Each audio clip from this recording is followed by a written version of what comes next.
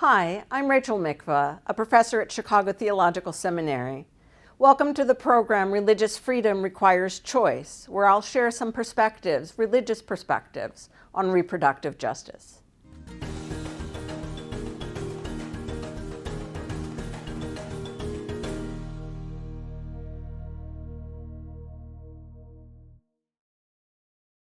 So we just talked about Christian teachings regarding abortion. In this segment, we're going to talk about Jewish teachings. Do you remember how the Hebrew version of the biblical text about miscarriage focused on the welfare of the woman? If men are fighting and they accidentally push her so that she miscarries but is otherwise unharmed, then they resolve it with a fine. So in this segment, I'm going to talk a bit about abortion as it develops from there in Jewish thought, which generally preserves this focus on the woman. The Mishnah, an early effort to codify Jewish practice, it was completed around the 3rd century, the beginning of the 3rd century. It requires abortion if the mother's life is in danger, even if the fetus is fully formed. It's not until the majority of the body has emerged from the womb that it has the equivalent status as a nephesh, a living human being. At that point, according to Jewish teaching, we have to try to save both mother and child.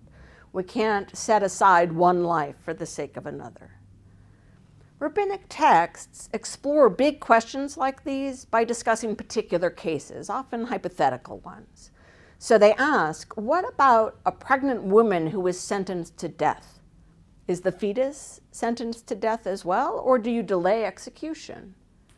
You don't delay execution, they decide, because the fetus is simply part of her body. The text also records a minority opinion that you abort the fetus before execution so that the woman doesn't suffer further shame, because the execution could actually cause the fetus to be expelled. It's a disturbing scenario to consider, but we see how the rabbis establish principles from it. The fetus isn't yet a human life, but part of the woman's body, and the woman's emotional needs are a factor when considering abortion. The line between fetus and nephesh isn't absolute. There's another hypothetical case. What about a woman who dies during childbirth on the Sabbath? The rabbis say we should violate Sabbath restrictions to save the fetus. That's an exemption that's usually given only when human life is potentially at stake. Still, the emphasis on the woman's experience remains clear in rabbinic teaching. Maimonides, a very influential scholar in the Middle Ages, taught that a pregnant woman can fulfill cravings even if her husband thinks it might jeopardize the fetus. Maimonides said, "The pain of her body prevails." The pain of her body prevails. But about the same time, we find Jewish voices who argue for the first time that abortion isn't allowed unless it's to save the woman's life. Some contemporary scholars speculate that these medieval Jewish leaders restricted abortion because they felt responsible for a community that was engaged in a desperate struggle to survive against disease, expulsion, massacre. These teachings, with their diverse perspectives, represent only a small fraction of Jewish interpretations. Over the centuries, rabbis addressed cases related to potentially deformed fetuses, pregnancy as a result of rape or adultery, and other heart-wrenching decisions that women and family have faced. To discover what Judaism says about abortion, the standard approach is to study a variety of texts that explore diverse perspectives. They don't all agree. In contemporary Jewish debate, there are stringent opinions adopting the attitude that abortion is permissible only to save the mother's life. More commonly, you'll find lenient interpretations that broadly expand thinking about women's well-being in deciding whether to carry a pregnancy to term. Yet the former usually cite contrary opinions, and the latter still emphasize Judaism's profound reverence for life. Even though historical Jewish attitudes allow for abortion, be fruitful and multiply is taken seriously as a divine commandment.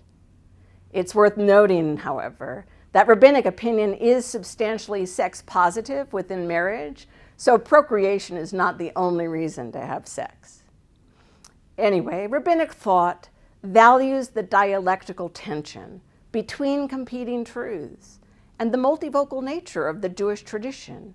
It helps us find our way in the complex world and allows us to live together amidst difference. These differences are evident in the American Jewish community today. All the non-Orthodox movements have public statements supporting reproductive rights.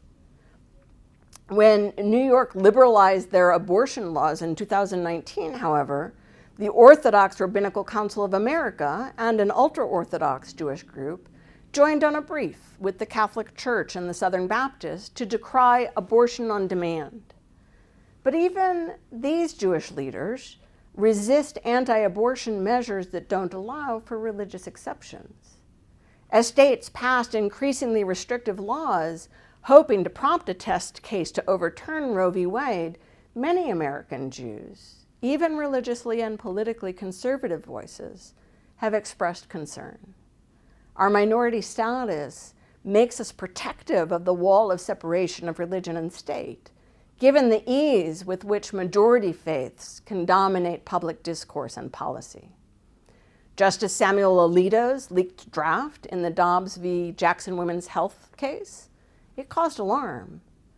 As I'm recording today, the actual decision hasn't yet been issued. But over half of the states are poised to ban or severely restrict access to abortion if Roe is overturned. And conservative groups are beginning to target contraceptives as well. These laws don't make room for the nuance or religious reasoning of Jewish tradition. Religious freedom requires reproductive freedom.